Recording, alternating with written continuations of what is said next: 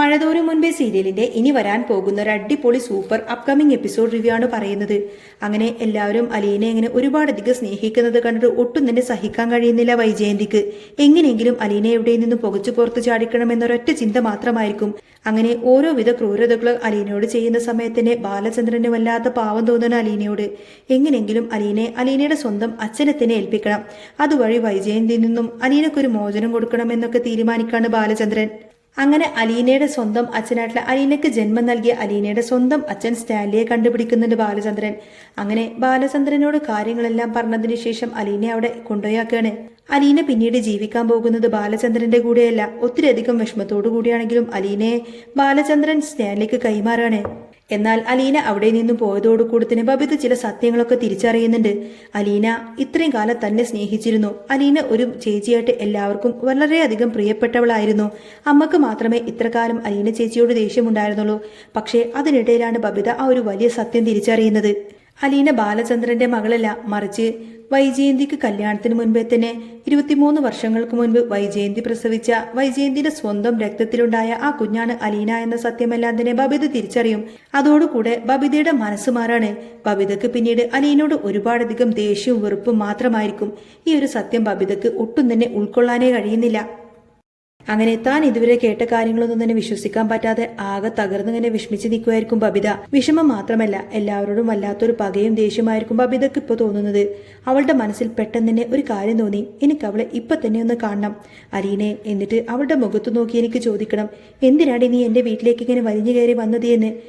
നീ അച്ഛന്റെ മകളാണെന്ന് പറഞ്ഞപ്പോഴും പിന്നെ എവിടെ നിന്നോ വന്ന് കയറിയവളാണെന്ന് പറഞ്ഞപ്പോഴൊക്കെ എന്തിനാ നീ ഇങ്ങനെ ഒന്നും മിണ്ടാതെ മൗനം പാലിച്ചു നിന്നത്? പല തവണയായി അമ്മ പിഴച്ചതാണെന്നും പിഴച്ച തള്ളക്കുണ്ടായ പിഴച്ച മകളാണെന്നൊക്കെ പറഞ്ഞിട്ടും നീ എന്താടി ഒന്നും മിണ്ടാതെ കേട്ടു നിന്നത്? എനിക്കത് ചോദിച്ചേ പറ്റൂ എന്നൊക്കെ ഇങ്ങനെ ഉറപ്പിച്ചുകൊണ്ട് ബബിത നേരെ ബാലചന്ദ്രന്റെ അടുത്തേക്ക് ചെന്നു. ബാലചന്ദ്രൻ അവിടെ എന്തോ ആലോചിച്ചു നിൽക്കുമായിരുന്നു. പെട്ടെന്ന് തന്നെ അലർച്ചയോടുകൂടിയാണ് അവൾ അച്ഛനെ വിളിച്ചത്. അച്ഛാ, എനിക്ക് അലീനയെ കാണണം. അവളെ കണ്ട് എനിക്ക് ചില കാര്യങ്ങൾ സംസാരിക്കാനുണ്ട്. എന്നാൽ ബബിതയുടെ ഈ ഒരു മാറ്റം ബാലചന്ദ്രനെ വല്ലാതെ അത്ഭുതപ്പെടുത്തി. ബാലചന്ദ്രൻ അത്ഭുതപ്പെട്ടുപോയി. നീ എന്താ മോളെ ഈ പറയുന്നത്? നീ എന്തിനാ ഇപ്പൊ അവളെ കാണുന്നത് എന്ന് ചോദിക്കുമ്പോൾ, എന്റെ കൂടെ ആരും വരേണ്ട, പക്ഷേ എനിക്ക് അവളെ കണ്ടേ തീരൂ. അച്ഛൻ ഇപ്പൊ തന്നെ എനിക്ക് അവൾ നിൽക്കുന്ന വീടിന്റെ അഡ്രസ്സ് ഒന്ന് തരാമോ എന്ന് ബബിത ചോദിച്ചു. ബബിത വാശി പിടിക്കുകയാണ്. അന്നേരം ബാലചന്ദ്രൻ പറയുന്നുണ്ട്, ബബിതെ, നിന്നോട് ഞാൻ പല തവണ പറഞ്ഞിട്ടുണ്ട് അലീനെ അവൾ ഇവളെ നിന്നും വിളിക്കരുത് എന്ന്. അവളെ ചേച്ചി എന്ന് മാത്രമേ വിളിച്ചാൽ മതി എന്നൊക്കെ നിന്നോട് ഞാൻ പറഞ്ഞതല്ലേ. എന്നിട്ടും നീ ഇപ്പൊ എന്താ ഇങ്ങനെയൊക്കെ പറയുന്നത്?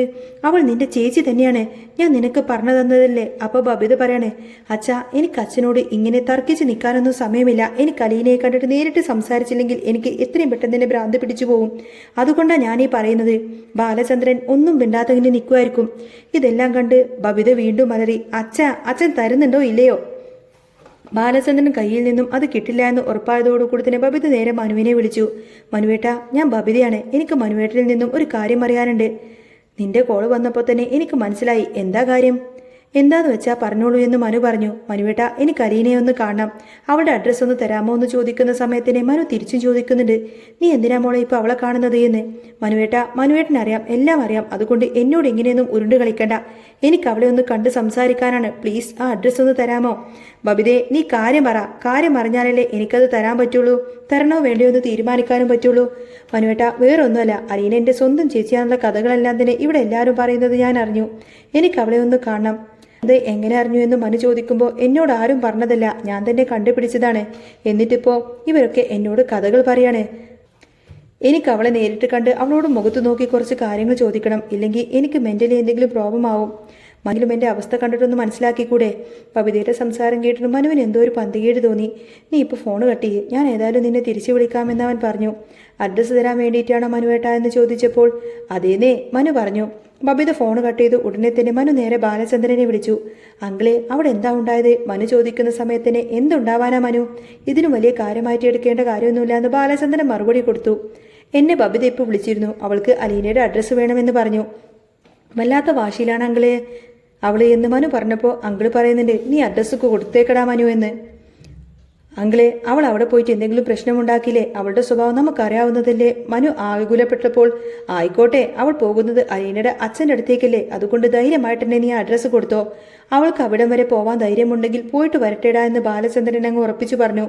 അങ്ങനെ മനു ഉടനെ തന്നെ ബബിതയെ വിളിച്ചുവെങ്കിലും അവസാനമായിട്ട് അവളെ ഒന്ന് ഉപദേശിക്കാൻ അവൻ നോക്കുന്നുണ്ട്. ബബിതേ, നീ എന്ത് ധൈര്യത്തിലാണ് അങ്ങോട്ടേക്ക് പോകാൻ ഇത്ര വാശി പിടിക്കുന്നത്?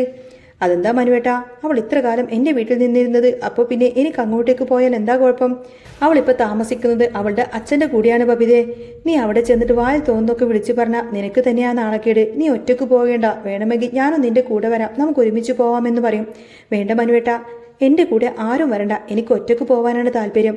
മനുവേട്ടന് പറ്റുമെങ്കിൽ ആ അഡ്രസ്സ് ഒന്ന് അയച്ചതാ, അല്ലെങ്കിൽ എനിക്ക് വേറെ വഴി നോക്കാൻ അറിയാഞ്ഞിട്ടല്ല. ശരി, എന്നാ പിന്നെ നീ ഫോൺ വെച്ചോ, ഞാൻ ഇപ്പം തന്നെ അഡ്രസ്സ് അയച്ചിട്ടേക്കാം എന്നൊക്കെ പറയും. അവിടെ പോയി വന്നിട്ടുള്ള വിശേഷങ്ങളൊക്കെ നീ എന്നെ അറിയിക്കണേ എന്നൊക്കെ പറഞ്ഞുകൊണ്ടായിരിക്കട്ടോ മനു ഫോൺ കട്ട് ചെയ്യുന്നത്. മനുവിൻ്റെ മെസ്സേജിനായിട്ട് ബബിത അങ്ങനെ കാത്തു നിന്നു. അത് കിട്ടിയ ഉടനെ തന്നെ അവൾക്ക് ഊബർ ബുക്ക് ചെയ്യാൻ അലീൻ്റെ അടുത്തേക്ക് പോകാനായിരുന്നു പ്ലാന്. മെസ്സേജ് വന്ന ഉടനെ തന്നെ അവൾ വണ്ടി ബുക്ക് ചെയ്തു. ആ സമയത്താണ് വൈജയന്തി വന്ന് ചോദിക്കുന്നത്, നീ ഇത് എന്തൊക്കെയാണ് ഈ കാട്ടിക്കൂട്ടുന്നത് എന്ന്? നിനക്ക് വല്ല ബോധ്യമുണ്ടോ എന്നൊക്കെ? എന്നോട് സംസാരിക്കരുത് എന്ന് ഞാൻ പറഞ്ഞതല്ലേ? എനിക്ക് ആരോട് സംസാരിക്കാനും താല്പര്യമില്ല. എൻ്റെ ഈ ജന്മത്തിൽ ഇനി നിങ്ങളെ എനിക്ക് വിശ്വാസമില്ല എന്നൊക്കെ ബബിത പറഞ്ഞ മുറിയിലേക്ക് പോയി. വൈജയന്തിക്ക് അതിൽ വലിയ അത്ഭുതമൊന്നും തന്നെ തോന്നിയില്ല. കാരണം ബബിതയിൽ നിന്നും ഇങ്ങനെയൊക്കെ ഉണ്ടാവുമെന്ന് അവർക്കറിയാമായിരുന്നു. ബബിത റെഡിയായി ഇറങ്ങുമ്പോഴ സമയത്ത് തന്നെ ഊബർ വന്നു. അവൾ മനു അയച്ച ആ ഒരു അഡ്രസ്സ് ഡ്രൈവർക്ക് പറഞ്ഞു കൊടുത്തു. മണിക്കൂറുകൾക്ക് ശേഷമായിരിക്കും അവൾ അലീനയുടെ വീട്ടിലേക്ക് എത്തുന്നത്. കോളിംഗ് ബെൽ അടിച്ചു. ഒരു വേലക്കാരിയാണ് വാതിൽ തുറന്നത്. നിങ്ങൾ ആരാണ് എന്ന് ചോദിച്ചപ്പോൾ ഞാൻ കുറച്ച് ദൂരെ നിന്ന് വരികയാണ്, അലീനയെ ഒന്ന് കാണണമെന്ന് ബബിത പറഞ്ഞു. അലീന നിങ്ങളുടെ ആരാണ് എന്ന് ചോദിച്ചപ്പോൾ എൻ്റെ ആരുമല്ല, എൻ്റെ വീട്ടിൽ അവൾ മുൻപ് നിന്നിരുന്നതാണ്, അവളെ ഒന്ന് കാണാൻ വന്നതാണെന്ന് ബബിത മറുപടി കൊടുത്തു. എങ്കിൽ അകത്തേക്ക് ഇരുന്നോളൂ, ഞാൻ മാഡത്തോട് പറയാമെന്ന് പറഞ്ഞ് അവർ നേരെ അകത്തേ പോയി. വേലക്കാരി സ്റ്റാൻലിയുടെ ഭാര്യയോട് ചെന്ന് പറഞ്ഞു, മാഡം, നമ്മുടെ അലീന കൊച്ച് വേലക്കാരിയായി നിന്ന് ആ വീട്ടിലെ പെൺകുട്ടി കാണാൻ വന്നിട്ടുണ്ട്. ഏത്, കൃഷ്ണമോളോ എന്ന് മാഡം ചോദിച്ചപ്പോൾ അല്ല, അലീന കൊച്ചിൻ്റെ പ്രായം തോന്നും എന്ന് വേലക്കാരി പറഞ്ഞു. അലീന അപ്പോൾ തന്നെ ടെറസിൽ ഇങ്ങനെ തുണി വിരിക്കുമായിരുന്നു. സ്റ്റാൻലിയുടെ ഭാര്യ അങ്ങോട്ടേക്ക് ചെന്ന് പറഞ്ഞു, അലീന, പുറത്ത് നിന്നെ കാണാൻ ഒരു വിരുന്നുകാരി വന്നിട്ടുണ്ട് കേട്ടോ. അതാരാണെന്ന് അലീന അത്ഭുതത്തോട് ചോദിച്ചപ്പോൾ നിന്റെ അനിയത്തി തന്നെയാണെന്ന് വന്നത് എന്ന് പറഞ്ഞു. കൃഷ്ണമോളോ എന്ന് അലീന സ്നേഹത്തോട് ചോദിച്ചപ്പോൾ അല്ല, മറ്റാരോ ആണ് എന്ന് പറയും. രേവതി കുട്ടിയാണോ എന്ന് അലീന വീണ്ടും ചോദിച്ചു. അതിന് അവർ രണ്ടുപേരും മാത്രമാണോ നിനക്കുള്ളത് അനിയത്തിമാരായിട്ട്? അലീനക്ക് കാര്യം പിടികിട്ടി. എന്നെ കാണാൻ ഇവിടെ വരാൻ താല്പര്യം കാണിക്കുന്നത് അവർ രണ്ടുപേരുമായിരിക്കും. വേറൊരാളും അങ്ങോട്ടേക്ക് വരാൻ വഴിയില്ല. ഞാനത് വിശ്വസിക്കുന്നുമില്ല. ബബിതയാണോ വന്നത് എന്ന് അലീന ചോദിച്ചു. അതെ, അവൾ തന്നെയാണ്, ഒറ്റക്കാണ്, ഊബറിലാണ് വന്നത് എന്ന് പറഞ്ഞപ്പോൾ അലീന വേഗം തന്നെ താഴേക്ക് ചെന്നു. അലീന ബബിതയുടെ മുന്നിലേക്ക് വന്നു നിന്നപ്പോൾ ബബിത അവളെ ഒന്ന് അടിമുടി നോക്കി. മുൻപ് കണ്ടിട്ടില്ലാതെ ഒരാളെ കാണുന്നത് പോലെയാണ് ബബിത അലീനയെ നോക്കുന്നത്. എന്താ ബബിത, എന്നെ നീ എന്താ ഇങ്ങനെ നോക്കുന്നത്? ആദ്യമായിട്ട് കാണുന്നത് പോലെയുണ്ടല്ലോ എന്ന് അലീന ചോദിച്ചു. അവിടെ ഉണ്ടായിരുന്ന ആള് തന്നെയാണോ ഇപ്പോഴും എന്ന് അറിയാൻ വേണ്ടി നോക്കിയതാ, വല്ലാത്തൊരു മാറ്റമുണ്ടല്ലോ എന്ന് ബബിത പരിഹസിച്ചു. എന്തിനാ നീ ഇപ്പം ഇങ്ങോട്ടേക്ക് വന്നത് എന്ന് അലീന ചോദിച്ചപ്പോൾ, നീ ഒന്നും അറിഞ്ഞില്ലേ? ഞാൻ അവിടെ നിന്നും പോന്നപ്പോൾ തന്നെ മനുവേട്ടനോ അച്ഛനോ എന്തെങ്കിലും വിളിച്ചു പറയുമെന്നാ ഞാൻ വിചാരിച്ചത് എന്ന് ബബിത പറഞ്ഞു. എന്താ കാര്യമെന്ന് അലീന ചോദിച്ചപ്പോൾ, നീ എന്തർത്ഥത്തിലാണ് ഞങ്ങളുടെ വീട്ടിലേക്ക് വലിഞ്ഞേറി വന്നത്? ഞങ്ങളുടെ കുടുംബം നശിപ്പിക്കാൻ വേണ്ടിയിട്ട് എന്തിനായിരുന്നു നീ നോക്കിയത് എന്നൊക്കെ ബബിത ശബ്ദമുയർത്തി ചോദിച്ചു. അലീന അത് കേട്ടപ്പോൾ ഞെട്ടിപ്പോയി. ബബിതേ, നീ സൂക്ഷിച്ച് സംസാരിക്കണം. ഇത് നമ്മുടെ വീടൊന്നുമില്ല, ഇത് മറ്റൊരാളുടെ വീടാണ്. നീ ഇങ്ങനെ ഷൗട്ട് ചെയ്യരുത്. അയ്യോ, എനിക്കിതിന് ഒരു ബുദ്ധിമുട്ടുമില്ല. ഇവിടെ ഉള്ളവരും കൂടി നിന്റെ ഗുണങ്ങൾ അറിയട്ടെ എന്ന് ബബിത തട്ടിക്കയറിക്കൊണ്ട് പറഞ്ഞു. ഈ വീട്ടിൽ ആരും ഒന്നും അറിയാതെ ഇരിക്കുന്നല്ല ബബിതെ, എല്ലാവർക്കും എല്ലാം അറിയാം. നീ മാത്രമാണ് അറിയാൻ വൈകിപ്പോയത്. അത് നീ തന്നെ ഒന്ന് ചിന്തിച്ചാൽ മതി. നിനക്ക് നാണമില്ലേടി? 23 വർഷം മുൻപ് എൻ്റെ അമ്മയും അച്ഛനും മുത്തശ്ശനൊക്കെ ഉപേക്ഷിച്ചതല്ലേ നിന്നെ? നിന്നെ ഉപേക്ഷിച്ചവരുടെ അടുത്തേക്ക് തിരിച്ചു വരാൻ നിനക്ക് നാണമില്ലേ എന്നൊക്കെ ബബിത വീണ്ടും ആക്രോശിച്ചു. എനിക്കതിൽ ഒരു നാണക്കേടും തോന്നുന്നില്ല ബബിതെ. കാരണം ഞാൻ അവരിൽ നിന്നും ഒന്നും പ്രതീക്ഷിച്ചു വന്നതല്ല. എന്നെ കൊണ്ട് അവർക്ക് എന്ത് ചെയ്യാൻ പറ്റുമോ അതിനുവേണ്ടി മാത്രമാണ് ഞാൻ അങ്ങോട്ട് വന്നത്. നീ പറയുന്നത് പോലെ അവർ എന്നെ ഉപേക്ഷിച്ചതോ അവരെന്നെ പ്രസവിച്ചതോ ആ നന്ദി എനിക്ക് കാണിക്കേണ്ട എന്നൊക്കെ അലീന മറുപടി കൊടുത്തു. ബബിതെ, അകത്തേക്ക് വന്നിരിക്കുകയെന്ന് അവർ പറഞ്ഞപ്പോൾ ഞാൻ ഇവിടം വരെ വന്നത് തന്നെ നാണം കെട്ടിട്ടാണ്. ഇനിയും ക്ഷമ സ്വീകരിക്കാൻ എനിക്ക് വയ്യ എന്നൊക്കെ ബബിത പൊട്ടിത്തെറിച്ചു. കുട്ടി, നീ എന്താ ഈ പറയുന്നത്? ഇവിടെ ആർക്കും ശത്രുക്കളല്ല എന്ന് മാഡം പറഞ്ഞപ്പോൾ നിനക്ക് വല്ല ബോധ്യമുണ്ടോ? നീ ആരാടി സംസാരിക്കുന്നത് എന്ന്? നിന്നേക്കാൾ എത്ര വയസ്സിന് മൂത്തവരാണെന്ന് അവരെന്നൊക്കെ ബബിത ശാസിച്ചു. നിന്റെ അമ്മയുടെ മകൾ തന്നെയല്ലേ ഇവൾ? എന്നിട്ട് നീ എന്താ ഇങ്ങനെയൊക്കെ സംസാരിക്കുന്നത്? ശരിയാണോ എന്ന് ചോദിച്ചപ്പോൾ എൻ്റെ അമ്മ എന്ന് പറയുന്ന ആ സ്ത്രീയെ ഇന്നു മുതൽ ഞാൻ വെറുക്കുകയാണ് എന്ന് ബബിത വിളിച്ചു പറഞ്ഞു. അലീനക്ക് ദേഷ്യം വന്നു. ബബിതെ, നീ ഒന്ന് നിർത്തുന്നുണ്ടോ എന്ന് അവൾ ചോദിച്ചു. ഇല്ല, ഞാൻ നിർത്താൻ ഉദ്ദേശിച്ചിട്ടില്ല. അവർ ഞങ്ങളെ ചതിക്കുമായിരുന്നു. നിന്റെ മുഖത്ത് നോക്കി പിഴച്ച സന്തതിയെന്നും മറ്റും അവർ വിളിച്ചു പറഞ്ഞിട്ട് അതൊന്നും മറക്കാൻ പറ്റുമോ? അതുകൊണ്ട് എനിക്ക് അങ്ങനെയുള്ള അമ്മയെ വേണ്ട എന്ന് തന്നെ ബബിത അങ്ങ് ഉറക്കെ വിളിച്ചു പറയണേ. ഒരാൾക്ക് ഒരു തെറ്റുപറ്റി കാണും, പക്ഷേ അത് കുറേ വർഷങ്ങൾക്ക് മുൻപാണ്. നീ അതൊന്നും അറിയാതെ മറ്റുള്ളവരെങ്ങനെ കുറ്റം പറയാൻ നോക്കരുത്. സ്റ്റാൻലിയുടെ ഭാര്യ പറഞ്ഞപ്പോൾ ബബിത വീണ്ടും തർക്കിച്ചു. നീ ഞങ്ങളുടെ കുടുംബം നശിപ്പിക്കാനല്ലേ അങ്ങോട്ടേക്ക് വന്നത്? നിന്നെ പ്രസവിച്ച ഉടനെ തന്നെ നിന്റെ അമ്മയിൽ നിന്നും മുത്തശ്ശൻ നിന്നെ മാറ്റിയത് അമ്മയുടെ നല്ലൊരു ഭാവിക്ക് വേണ്ടിയിട്ടായിരുന്നു എന്ന് നിനക്ക് ചിന്തിച്ചൂടെ? അച്ഛൻ പറയുന്ന അത്ര മികവുള്ളവളാണെങ്കിൽ നിനക്ക് ആ കോമൺ സെൻസ് പോലും ഇല്ലേ എന്ന് ബബിത പുച്ഛിച്ചു. വീട്ടിൽ നീ ഉള്ളിടത്തോളം ഇവരുടെ സമാധാനം പോകുമെന്ന് പറഞ്ഞ് ബബിത സ്റ്റാൻലിയുടെ ഭാര്യയോട് പറഞ്ഞു, ഇവളെ പെട്ടെന്ന് തന്നെ ഒഴിവാക്കിക്കോളൂ എന്ന്. അത് കേട്ടപ്പോൾ അവര് പറയുന്നുണ്ട്, ബബിതെ, ഇവൾ എന്റെ ഭർത്താവിന്റെ മകളാണ്. അതറിഞ്ഞുകൊണ്ട് തന്നെയാണ് ഞാൻ ഇവളെ ഈ വീട്ടിൽ താമസിപ്പിക്കുന്നത്. ഇവൾ ഇങ്ങോട്ടേക്ക് കയറി വന്നതുകൊണ്ട് തന്നെ ഞങ്ങളുടെ ജീവിതം ഒരിക്കലും തകരില്ല എന്നത് എനിക്ക് ഉറപ്പുണ്ട്. ആ സമയത്താണ് ഇവരുടെ സംസാരമെല്ലാം കേട്ടുകൊണ്ട് തന്നെ സ്റ്റാൻലി അങ്ങോട്ടേക്ക് കയറി വരുന്നത്. അദ്ദേഹത്തിന് ആദ്യം ബബിതയെ മനസ്സിലായില്ല. അലീന കരഞ്ഞു നിൽക്കുന്നത് കണ്ടപ്പോൾ തന്നെ അദ്ദേഹത്തിന് സങ്കടം വന്നു. ജയന്തിയുടെ മൂന്നാമത്തെ മകളാണ് ബബിത എന്ന് ഭാര്യ പരിചയപ്പെടുത്തി കൊടുത്തു. അല്ല, മൂന്നാമത്തെ അല്ല, രണ്ടാമത്തെ മകളാണ് ഞാൻ എന്ന് ബബിത തിരുത്തി. പിഴച്ചുകളും പിഴച്ചുണ്ടാവളുമൊക്കെ അവിടെ തന്നെ നിന്നാ മതി, ഞങ്ങളുടെ ഇടയിലേക്ക് ആരും വരണ്ട എന്ന് ബബിത പറഞ്ഞപ്പോൾ സ്റ്റാൻലിക്ക് അങ്ങ് ദേഷ്യം വന്നു. മോളെ, നിനക്ക് എത്ര വയസ്സുണ്ട്? നിന്റെ നാവിൽ നിന്നും വരുന്നത് അത്ര നല്ല വാക്കുകളല്ലല്ലോ എന്ന് അദ്ദേഹം ചോദിച്ചു. ഞാൻ അറിയാവുന്ന വൈജയന്തി ഇങ്ങനെയൊന്നും ആയിരുന്നില്ല, നിനക്ക് ഇതൊക്കെ എവിടെ നിന്ന് കിട്ടിയെന്ന് അദ്ദേഹം ചോദിച്ചപ്പോൾ ബബിതയ്ക്ക് തന്നെ ആകെ നാണക്കേടായി. ഭാര്യ അദ്ദേഹത്തെ ഒന്ന് സമാധാനിപ്പിക്കാൻ നോക്കിയെങ്കിലും കൊച്ചു കുട്ടികളെ പോലെയാണല്ലോ ഇവൾ സംസാരിക്കുന്നത്, ഇതൊക്കെ ഇവൾക്കാരാണ് പഠിപ്പിച്ചു കൊടുക്കുന്നത് എന്നൊക്കെ സ്റ്റാൻലി ചോദിച്ചു. പ്ലീസ് അങ്ങനെയൊന്നും പറയല്ലേ എന്ന് അലീന പറഞ്ഞപ്പോൾ, നിനക്ക് എങ്ങനെയാ കുട്ടി ഇത്ര തരം താഴ്ന്ന് പെരുമാറാൻ കഴിയുന്നത്? ഇവൾ നിന്റെ ചേച്ചിയാണെന്ന് അറിഞ്ഞൂടെ നിനക്ക് എന്ന് അദ്ദേഹം ബബിതയോട് ചോദിച്ചു. എനിക്കാരോടും ഒന്നും സംസാരിക്കാനില്ല. എൻ്റെ അച്ഛൻ ഇനിയും അവളെ ഈ വീട്ടിലേക്ക് കൊണ്ടുപോകാൻ നോക്കും. പക്ഷേ ദൈവത്തെ ഓർത്ത് ഇനി നിങ്ങൾ അങ്ങോട്ടേക്ക് ഇവളെ വിടരുത് എന്ന് ബബിത പറഞ്ഞു. നിന്നെ ഇങ്ങോട്ടേക്ക് പറഞ്ഞു വിട്ടത് ആരാണ് എന്ന് സ്റ്റാൻലി ചോദിച്ചു. എന്നെ ആരും ഇങ്ങോട്ടേക്ക് പറഞ്ഞു വിട്ടതല്ല. സത്യം പറഞ്ഞപ്പോൾ എനിക്ക് ഇങ്ങോട്ടേക്ക് നേരിട്ട് വന്ന് ഇവളുടെ മുഖത്ത് നോക്കി ചോദിക്കണമെന്ന് തോന്നി. മനുവേട്ടൻ എന്നെ വെല്ലുവിളിച്ചതാണ്. ഞാൻ വന്നതാണെങ്കിലും ഇനിയും എൻ്റെ വീട്ടിലേക്ക് വലിഞ്ഞു കയറി വരരുത് എന്നൊക്കെ പറഞ്ഞതാണ്.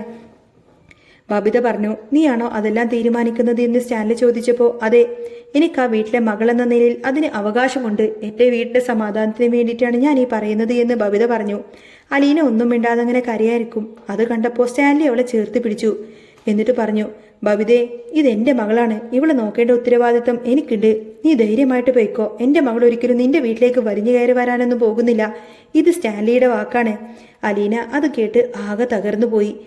എനിക്കതിനൊന്നും കഴിയില്ല അങ്കിളെ. എൻ്റെ അച്ഛൻ എന്നെ വന്ന് വിളിച്ചാൽ ഞാൻ പോവുമെന്ന് അലീന പറഞ്ഞു. എനിക്ക് ആ അച്ഛൻ്റെ തണലിൽ ജീവിക്കാനാണ് ഇഷ്ടം. എന്നെ ആരും ശപിക്കരുത് എന്ന് അലീന കരഞ്ഞുകൊണ്ട് പറഞ്ഞു. ഇതെല്ലാം കേൾക്കുന്ന സമയത്തന്നെ ബബിതയ്ക്ക് ദേഷ്യവും അരിശവും തോന്നി. ബബിതയുടെ മുഖത്തെ ആ ഒരു പുച്ഛം ഒരു നിമിഷം കൊണ്ട് കനത്ത ദേഷ്യത്തിലേക്ക് വഴിമാറി. അവൾ കയ്യിലിരുന്ന ബാഗ് വലിച്ച് തോളിലേക്ക് ഇട്ട് ഒന്നും തന്നെ പറയാതെ പെട്ടെന്ന് തന്നെ അവിടെ നിന്നും ഇറങ്ങി നടന്നു. ഊബർ കാർ ഗേറ്റ് കടന്നു പോകുന്നതുവരെ അലീന തറഞ്ഞു നിന്നു. സ്റ്റാൻലിയുടെ കൈകൾ അപ്പോഴും അവളുടെ തോളിലുണ്ടായിരുന്നു. മോളെ, നിനക്ക് അത്രക്ക് നിർബന്ധമാണോ ആ വീട്ടിലേക്ക് തിരിച്ചു പോവാനെന്ന് സ്റ്റാൻലി ചോദിച്ചപ്പോൾ അലീനയുടെ മറുപടി വെറും ഒരു വിതുമ്പല് മാത്രമായിരുന്നു. അങ്കിൾ, അതെന്റെ അച്ഛനാണ്. എനിക്ക് ജനിച്ച അന്ന് മുതൽ തന്നെ കിട്ടാത്ത ആ സ്നേഹം മുഴുവൻ ഇപ്പോൾ ആ അച്ഛൻ എനിക്ക് തന്നിരുന്നു. ഇത്രയും കാലം അച്ഛൻ എന്നെ സ്വന്തം മകളെ പോലെയാണ് സ്നേഹിച്ചത്. അതൊന്നും വേണ്ടാന്ന് വെക്കാൻ എനിക്കാവില്ല എന്ന് അവൾ പറയുമ്പോൾ സ്റ്റാൻലിയുടെ ഭാര്യയുടെ കണ്ണുകളും നിറഞ്ഞൊഴുകിയിരുന്നു. ദിവസങ്ങൾ അങ്ങനെ കടന്നുപോയി. ബബിത വീട്ടിലേക്ക് എത്തിയതിനു ശേഷം വലിയൊരു യുദ്ധം തന്നെ അവിടെ നടന്നിരുന്നു. അവൾ വൈജയന്തിയോടും ബാലചന്ദ്രനോടും മിണ്ടാതായി. എന്നാൽ ബാലചന്ദ്രന്റെ മനസ്സ് അലീനയെ കാണാനായി വെമ്പുന്നുണ്ടായിരുന്നു. ഒരു വൈകുന്നേരം അദ്ദേഹം ആരോടും പറയാതെ നേരെ സ്റ്റാൻലിയുടെ വീട്ടിലേക്ക് എത്തി. ഗേറ്റിൽ തന്നെ അലീന നിൽക്കുന്നുണ്ടായിരുന്നു.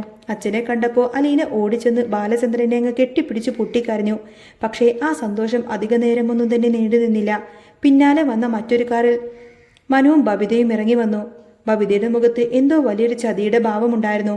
അവൾ നേരെ അച്ഛൻ്റെ അടുത്തേക്ക് ചെന്ന് ഒരു ഫയൽ നീട്ടി. അച്ഛൻ ഇതിലൊന്ന് ഒപ്പിട്ട് തരണം. അലീനെ ഈ വീട്ടിൽ നിന്ന് കൊണ്ടുപോകണമെങ്കിൽ അച്ഛൻ കാണിക്കാനുള്ളത് ആത്മാർത്ഥതയാണല്ലോ. അച്ഛന്റെ സ്വത്തുക്കളൊക്കെയും അലീനയുടെ പേരിൽ എഴുതി വെക്കുമെന്ന് ഇതിൽ പറയുന്നുണ്ട്. അച്ഛൻ തയ്യാറാണോ? അവൾ ചോദിച്ചു. ബാലചന്ദ്രൻ ഒരു നിമിഷമങ്ങ് പകച്ചുപോയി. സ്വന്തം മകൾ തന്നെ ഇത്രമാത്രം തരം താഴ്ന്ന രീതിയിൽ തന്നെ പരീക്ഷിക്കുമെന്ന് അദ്ദേഹം ഒരിക്കലും തന്നെ പ്രതീക്ഷിച്ചിരുന്നില്ല. എന്നാൽ എല്ലാവരെയും ഞെട്ടിച്ചുകൊണ്ട് തന്നെ അലീന ആ ഫയൽ വാങ്ങിച്ചങ്ങ് കീറിക്കളഞ്ഞു. എനിക്ക് അച്ഛൻ്റെ സ്വത്തോ പണമോ ഒന്നും തന്നെ വേണ്ട ബബിത. എനിക്ക് എൻ്റെ അച്ഛൻ്റെ സ്നേഹം മാത്രം മതിയെന്ന് അവൾ പറഞ്ഞ് ബാലചന്ദ്രന്റെ കൈ ചേർത്ത് പിടിച്ചു. ആ നിമിഷം ബാലചന്ദ്രന്റെ കണ്ണുകൾ തിളങ്ങി. അദ്ദേഹം ബബിതയുടെ മുഖത്തു നോക്കി പറഞ്ഞു, നീ ഇന്ന് തോറ്റുപോയി ബബിതേ. സ്നേഹം എന്താണെന്ന് ഈ കുട്ടി നിനക്ക് കാണിച്ചു തരും. അലീനയും കൂട്ടി ബാലചന്ദ്രൻ കാറിലേക്ക് നടക്കുമ്പോൾ മനുവിന്റെ മുഖത്ത് ഒരു പുഞ്ചിരി വിരിഞ്ഞു. അവൻ ബബിതയോട് പറഞ്ഞു, ബബിതേ, നീ ഉണ്ടാക്കിയ ഈ കെണിയിലല്ല അവൾ വീണത്. നിന്റെ ഉള്ളിലെ ആ കടുംപിടുത്തമാണ് ഇന്ന് തകർന്നു വീണത്. അലീനയും അച്ഛനും കാറിൽ പോകുന്നത് നോക്കി നിൽക്കുമ്പോൾ ആദ്യമായി ബബിതയുടെ കണ്ണിൽ നിന്നും ഒരു തുള്ളി കണ്ണുനീര് താഴെ വീണു. അത് നഷ്ടബോധത്തിന്റെയാണോ അതോ പശ്ചാത്താപത്തിന്റെയാണോ എന്ന് കണ്ടു തന്നെ അറിയണം. അങ്ങനെ മഴത്തോരു മുൻപേ സീരിയലിൽ ഇനി വരാൻ പോകുന്നത് അത്യന്തം നാടകീയമായ രംഗങ്ങൾ തന്നെയായിരിക്കും.